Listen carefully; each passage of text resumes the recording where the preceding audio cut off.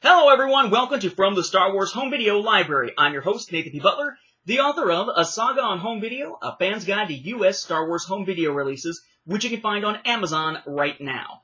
Now, this actually winds up being kind of appropriate for this episode to go back to what this is all about, and sort of a big picture bit about Star Wars, home video, and home viewing, we'll call it. Things that aren't necessarily official home video releases here. This is an intermission episode. An intermission episode is designed to basically look at something that doesn't really fit within the span of the rest of the series, or something that's sort of a side topic that ties into it that isn't necessarily looking at a particular product. And in this case, we're going to go back to something I've been asked about at least once or twice a week, every week, for really the last 4 years or so, if not more. Pretty much ever since I started the From the Star Wars Home Video Library videos on YouTube, I've been constantly bombarded with this same question over and over again. And I've answered, I think, multiple times in different ways to actually talk about this particular topic. I've been asked about it during live streams and talked about it during those live streams, usually with Battlefront 1. I've been asked about it on Q&As. Whenever I've done the Q&A videos on YouTube, and it's basically just ask whatever, and I've answered those on the Q&As. But because it hasn't been separated out into a separate video of some kind that's easily searchable on YouTube or findable, easily discoverable on just looking at the channel, I find that I still get asked the same thing, and I don't have just a quick convenient link to say, oh, you're asking me the thing that you've asked me about 1,000,000 times already? Here's the link with my answer. So we are going to address that sort of bantha in the room, which is the question of, what do I think of? What is my perspective on things like, so we can be sort of encapsulating here, things like the Despecialized Editions.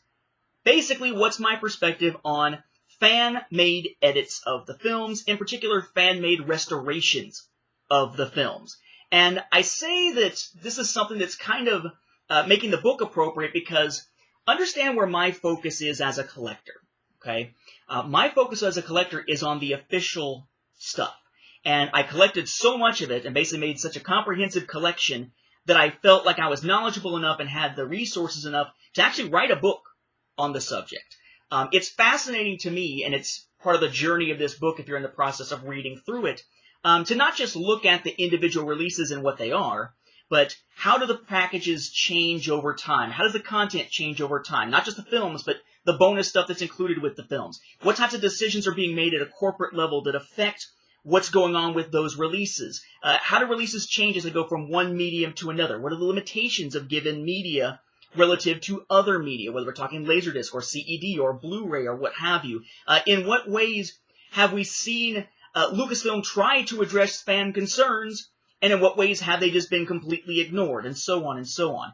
In essence, that's what this does. Again, it's a narrative of the history of Star Wars on home video in the U.S., going from the stuff that's not even really home video, but home viewing, like the 8mm reels from Kin Films, all the way up through, in this case, the home video release of Rogue One. And there'll be another edition sometime in the next few years that'll take in stuff like The Last Jedi, Han Solo movie, stuff like that. But I'm all about following the evolution of the official stuff. But, as one would easily be able to tell by looking at all the controversy about Star Wars film releases over the last decade or two, while the official stuff may be something that is out there officially, legally, so that you can watch these films, it's not necessarily the way that everybody wants to be able to watch the films. Because, let's face it, the biggest controversy hanging over Star Wars on home video has probably actually moved beyond not having all of Ewoks and droids on home video, and even beyond not having the holiday special on home video.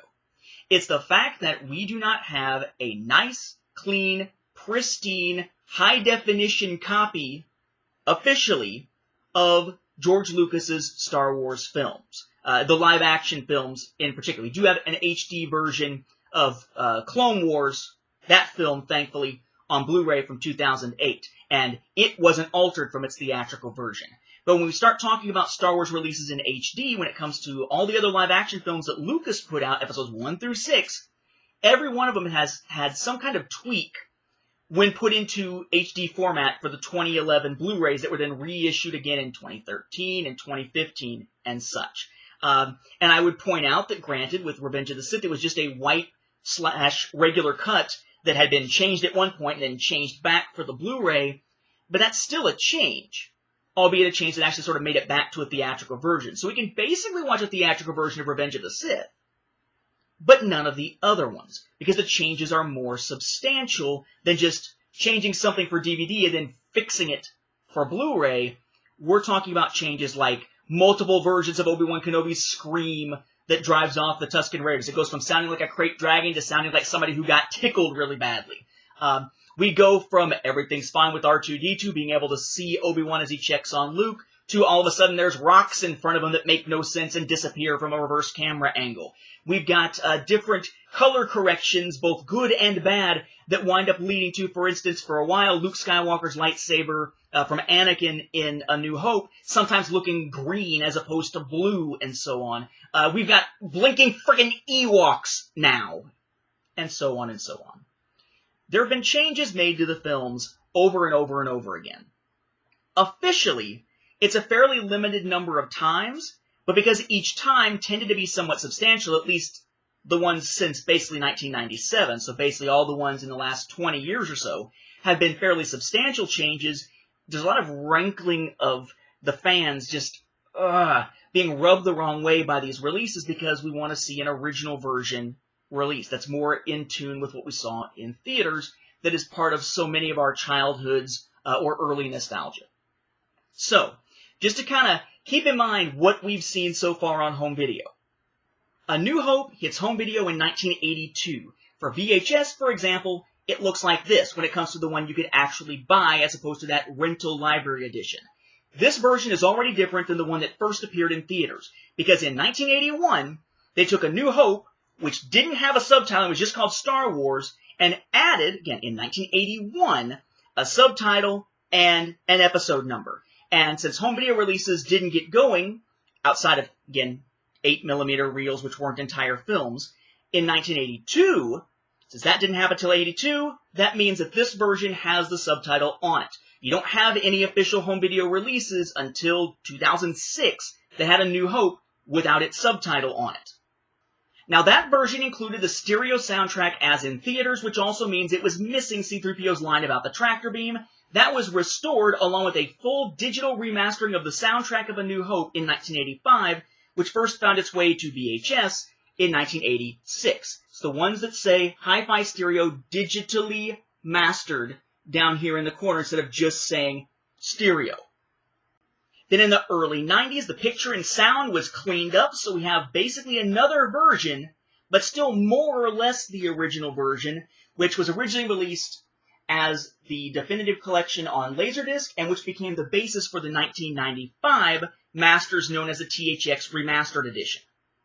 Now, as for Return of the Jedi and The Empire Strikes Back, they started out digitally mastered, so they didn't have a change until that 1993 set, that definitive collection, was released. So, by the time we get to the THX Remastered Editions, we've already actually had 3 different versions of A New Hope on home video, plus at least one other version in theaters that never made it to home video that didn't have the subtitle on it. And by 95, with the THX Remastered Edition, we're on our second version of both The Empire Strikes Back and Return of the Jedi. Of course, then comes 1997, we get the Special Editions, which means now we're on a third version of Empire and Jedi and a fourth version of A New Hope. Then comes 2004, we get more changes to the films that are substantial as well. Now we have it on DVD, but now we're at, what, a fourth version of The Empire Strikes Back, a fourth version of Return of the Jedi, and a fifth version of A New Hope. Then in 2006, we wind up getting the reissue of the DVDs that have that bonus disc that includes supposedly an unaltered version of the films, right? The George's original unaltered trilogy, GOUT, G-O-U-T version.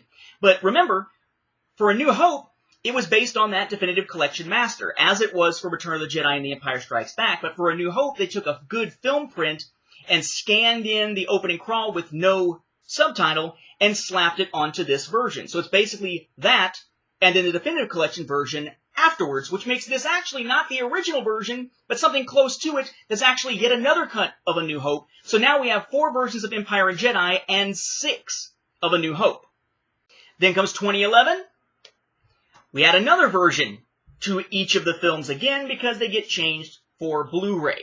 And this is where things basically stand for the original trilogy at this point, at least as far as Lucasfilm and Disney are concerned. But there are other offshoots, like you've got the digital version that, except for A New Hope, don't have the 20th Century Fox fanfare because they're not part of the physical distribution contract for the other films that is with 20th Century Fox, for example. Or you've got the fact that if you go back to the early Laserdiscs and CEDs, in order to fit on one disc, they were slightly sped up. They were time compressed, as it's called. And of course, you go back and look at these, and some of them have corresponding full-screen pan and scan scanned versions. Some don't. You have different pan and scan versions that appeared on television versus the ones on home video, and so on.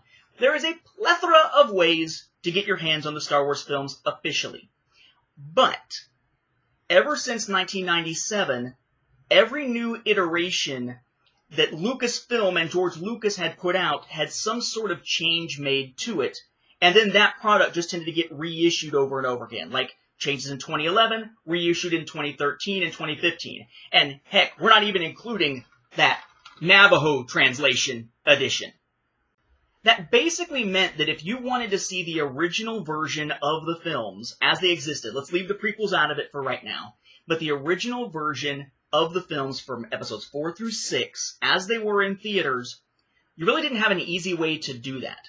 For Empire and Jedi, you would have to go back and check out something basically prior to 1993.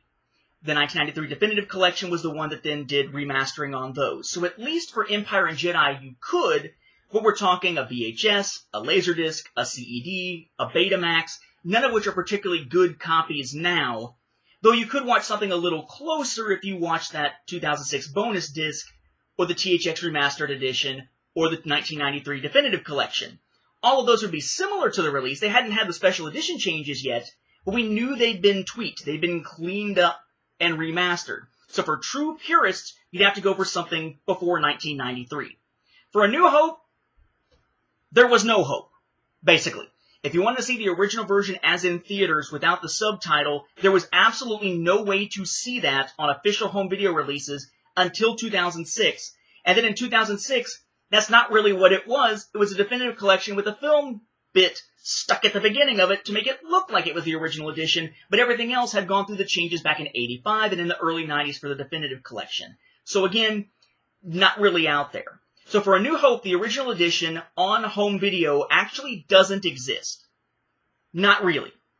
At least not the one from 1977 through 1980. 81, sure, once they add the subtitle, it's basically what you got on home video in 82 and 83 and 84. Fine. But not what we had without a subtitle on it from 77 to 80. That does not exist on official home video, no matter what they try to claim the 2006 version actually is. Empire and Jedi fared a little bit better, but we still don't have anything even close to an HD version of either of those.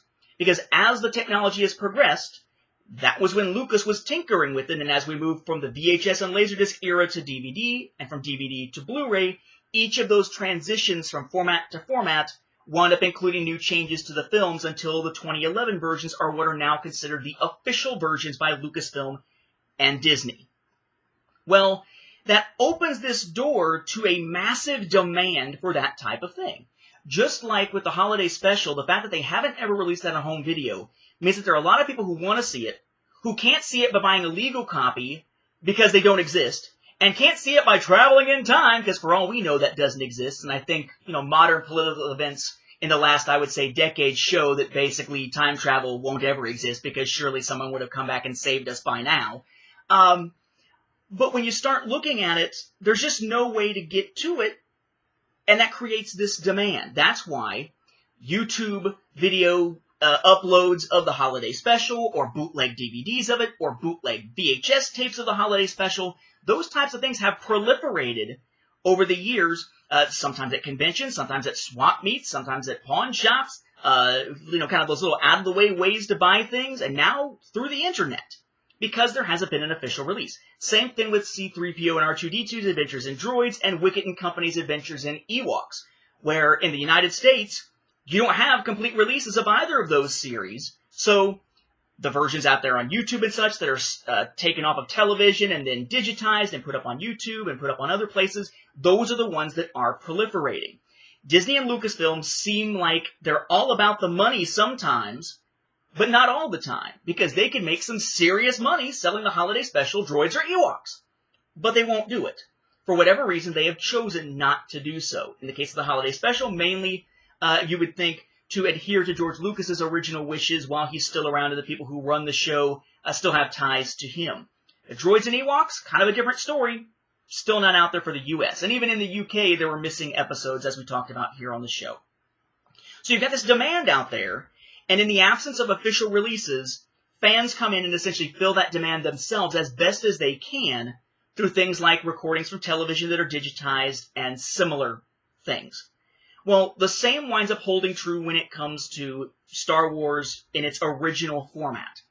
It simply doesn't exist on home video for A New Hope, and for Empire and Jedi, it doesn't exist in a really crystal clear way, and fans have been clamoring for years for the original versions in a cleaned up, nice fashion equivalent to the DVD on DVD, at least from about 2004 to 2011, and then when 2011 came around, we got the Blu-ray releases, and they were changed also. It was, we want them on Blu-ray. But it still hasn't happened. And you have this ongoing debate of, will it ever happen? How will the rights, as they're split between Disney/Lucasfilm and 20th Century Fox, play into it? Will there be a change after 2020? What happens if 20th Century Fox winds up being bought out by Disney? What happens if they're bought out by Sony, who already has some interesting ways of sort of dealing with Disney when it comes to things like Spider-Man? There's all these different considerations out there, and in the meantime, nothing gets done. In the meantime, the releases that many fans want don't get done. And it's not just fans, it's also people who are historians. When the National Film Archive was created, one of the first films listed to be included in it was the original Star Wars film, what we think of now as A New Hope. Problem is, the way the legislation worked is that it has to be the original version as seen in theaters of that film to go into that vault. And Lucas refused to do that. Like, we'll give you a special edition print, but that's it. So it didn't make its way into that vault like it was supposed to at the time. So even historians are looking back saying, what are you doing? This needs to exist even if it's only for historical purposes. Fans, look at things like the multiple releases of Blade Runner with all the different cuts of Blade Runner and say, if you can have a release that includes all those versions of Blade Runner, why don't you do that with Star Wars? Sell us the Blu-ray version, the DVD versions again. But this time sell it with the original version and we'll buy it. But make it the original version in a nice, pristine cut, a nice, pristine presentation, rather than the crappy, just mastered from 1993 Definitive Collection stuff we got in 2006. Give us what we want. Again, it's falling on deaf ears, or so it appears. Into that vacuum comes fans. And there are fans who take things like 35mm and 16mm and even 8mm versions of the film or clips from the film and digitize those. There are fans who go back and try to restore full prints. Some try to do just individual scenes. And then you have projects that basically try to recreate the theatrical version in modern high-definition standards. And among these, the most prevalent, the most prominent, is the so-called Despecialized Edition trilogy from a guy by the name of Peter Harmy. Now, Harmy and Harmy's Despecialized Editions are something I've been asked about, as I said, about once or twice a week for years now. And no matter how many times I answer it in other places, I guess there just needs to be a place for me to talk about it all at once. So, with all that caveat and all that context in mind, that this is basically a matter of a market with a hole in it, a vacuum, and that fans are filling that vacuum because the official folks will not do so, I guess it's appropriate for us to at least take a look at how fans have tried to fill that vacuum rather than just leaving it untouched, hence this intermission. So for me, for those who are curious, a lot of times it's, well, have you ever heard of them? Have you ever seen them? My answer is yes, when it comes to the Despecialized Editions and others. You may recall that back when this series started, I took a look at the 8mm versions of Star Wars, and then even talked about some of the 16mm stuff that wasn't really released for home viewing, but was to libraries and prisons and stuff like that. And I pointed out that Puggo, Jar Jar's Yoda, as the person goes by, did a long process of actually scanning in the 8mm version of A New Hope and The Empire Strikes Back, and then the 16mm versions of both of those, and then I had a chance to check those out and was able to use clips of them when showing stuff about those film versions. Well, fans will tend to go above and beyond and actually wind up creating things like DVD case artwork and labels for those types of releases so that the fan projects can feel a little bit more on par with what we get officially. So yeah, those I've got around here.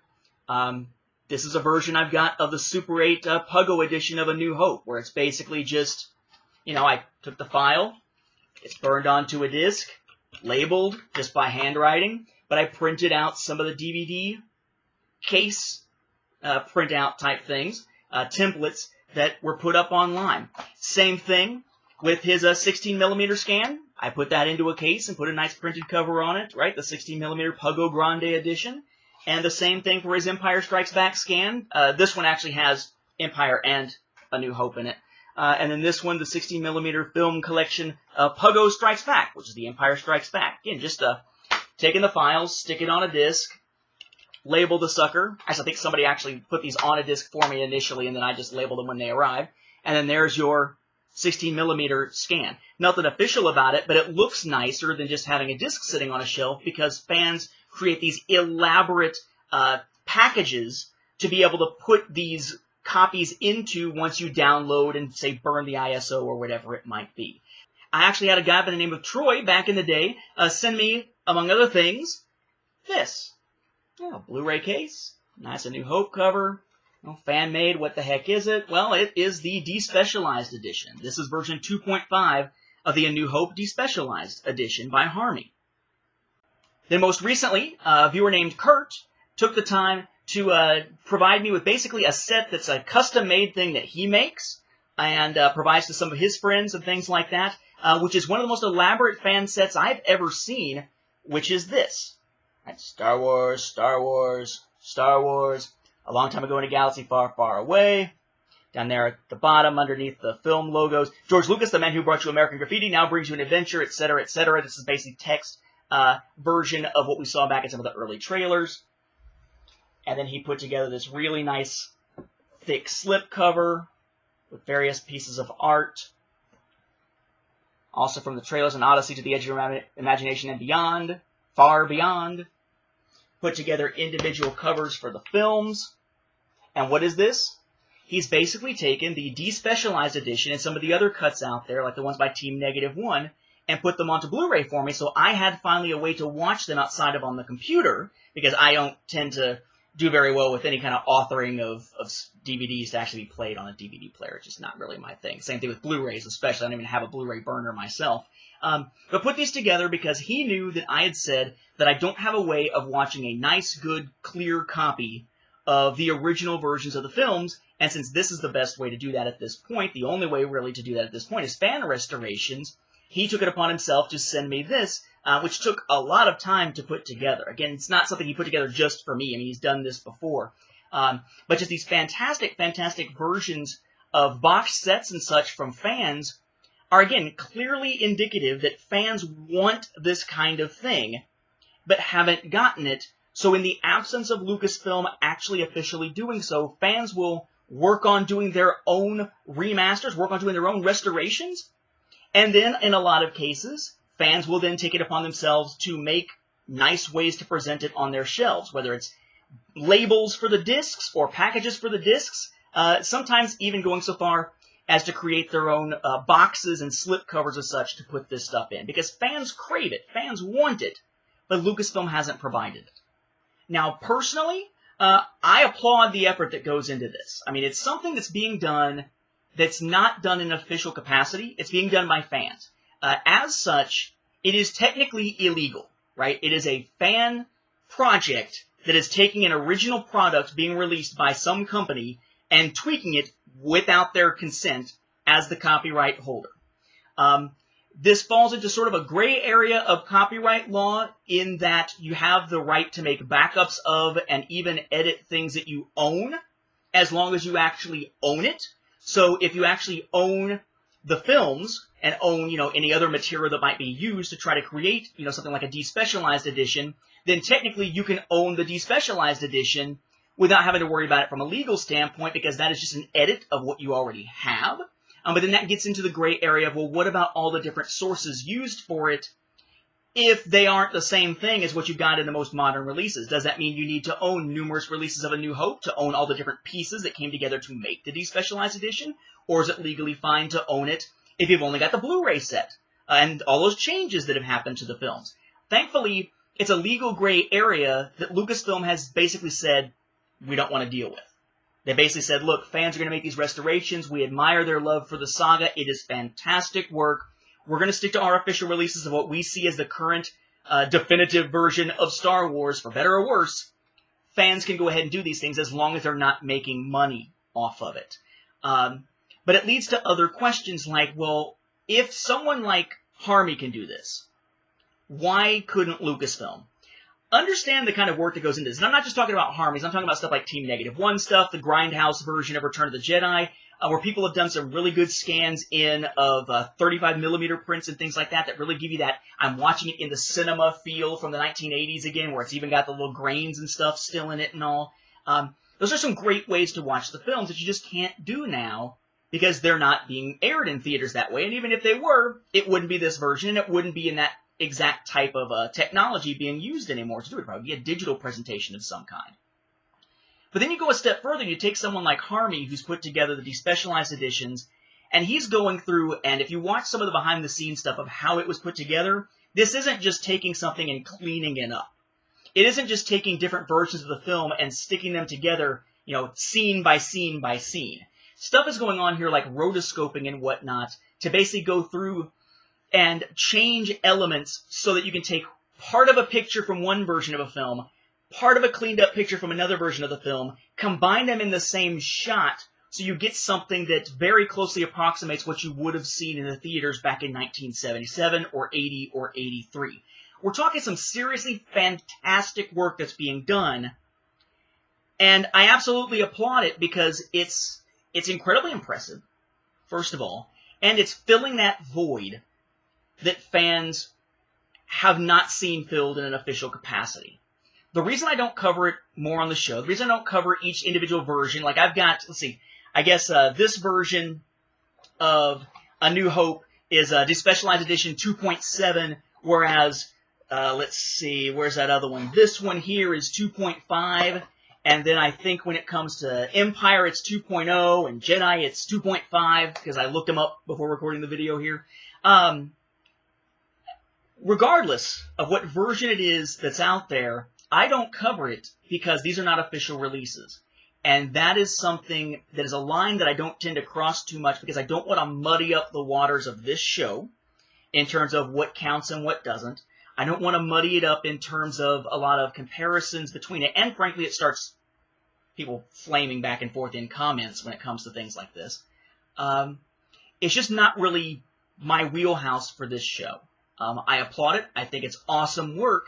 And I think that if anything, it proves the void is there in fandom, that fandom projects have come a hell of a long way since the early days of trying to do restorations and whatnot to give us the best way to watch the original films. And it should be a massive message to Disney and Lucasfilm how much attention things like the Despecialized Edition get, of how much the fans want to see those original editions, so that hopefully they will be prompted to do so sometime in the future, whether it's 4K, HD, or whatever, to give us that in an official capacity. Although, when that happens, that then turns a different type of legal spotlight on people like Harmy, who created the Despecialized Edition, or the Pogo Grande Edition, or the Grindhouse version of Return of the Jedi, and whatever, or Team -1.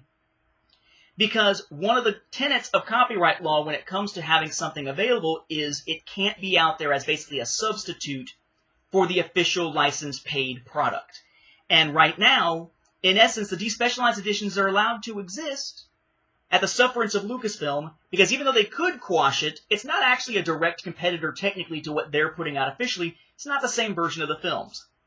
If it gets to a point where they are the same version because Lucasfilm actually puts out an official version, then you got to worry about whether or not someone like Harmy would get cease and desist orders and stuff like that over the distribution of something like the Despecialized Edition.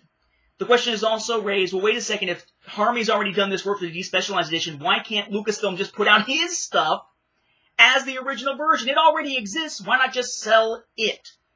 That goes back to the idea of not being able to really legitimize fan edits due to the way that copyright and trademark law works.